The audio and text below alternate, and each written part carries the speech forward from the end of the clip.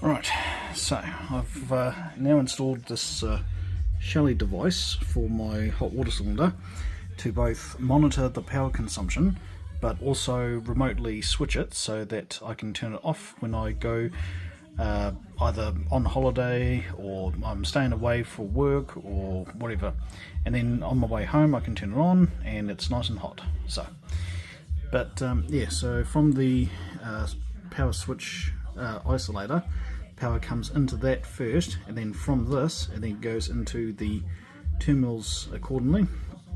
On the so the red in the middle is where the power comes in, and then of course it's got a neutral connection there, so then that way it can get powered up accordingly. And then from that little light symbol, so yeah, it's wired up with the red wire off to the actual wire for the actual hot water cylinder itself, to the actual cylinder element, so, and thermostat. So yeah.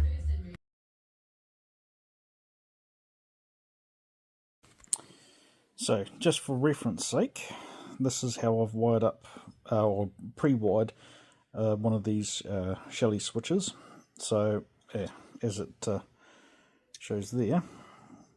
So yeah, got the power will come in and link from the phase to the relay input, and then from the relay output will go to the light itself, or the light cable. The switch wire, the white one, will be wired up to the switch, and the neutral will be wired up to the negative connections. So here is the kitchen light switch.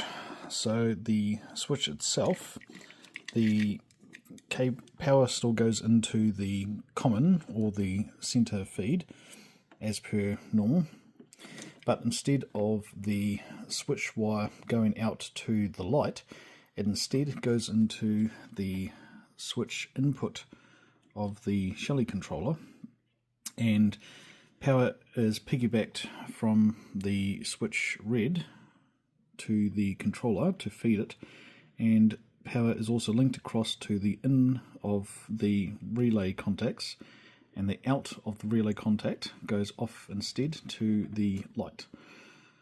So yeah, and of course neutral is just piggybacked into the neutral.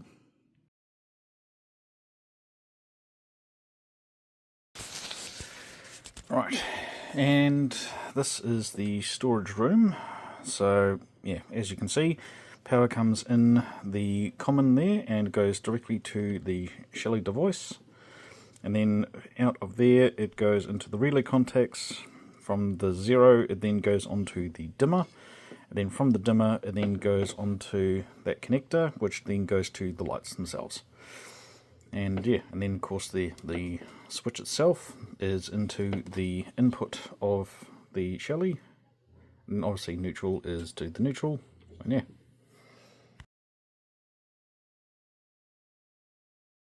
This is the one that I've done for the bedroom. So as you can see, it's a little bit interesting, but anyway. So we have the Shelly device there, so that gets powered up from the constant power in the center there. Now there is a two-way circuit that I've done that goes off to the bedroom light switch, or right beside the bed, and then the power comes back and it goes into the Shelly device on the switch wire. That one there is the one that comes back from the two-way from the bedside light switch, goes to the Shelly device to turn it on and off, and then obviously we've got power linking across to the input of the relay, and then the output of the relay goes out and it goes to the dimmer to turn the dimmer up, and obviously the dimmer goes up and down, so that dims accordingly. And yeah, so then that way it's dimming at the last minute. And of course, me being me, I've also got a sensor, so, and a master switch there, so in that way that turns on that light when you enter the room. So yeah.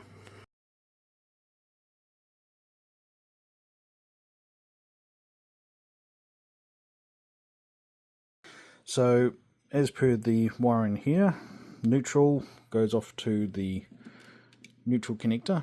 So yeah, I should have used black wire, but well, whatever. And then live is obviously the power in, which comes in from the power in or feed in from the switch.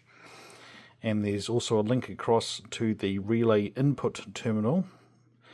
And the 0 is the relay output terminal, which in this case will go down to the dimmer, but on most switches that would go directly out to the light fitting, but like I say, this will go out to the dimmer, which then will connect to here and actually go out to the downlights. And then the light switches themselves, the input from the switches, because it's a two-way, connects into the SW switch input. So yeah, we'll see what happens.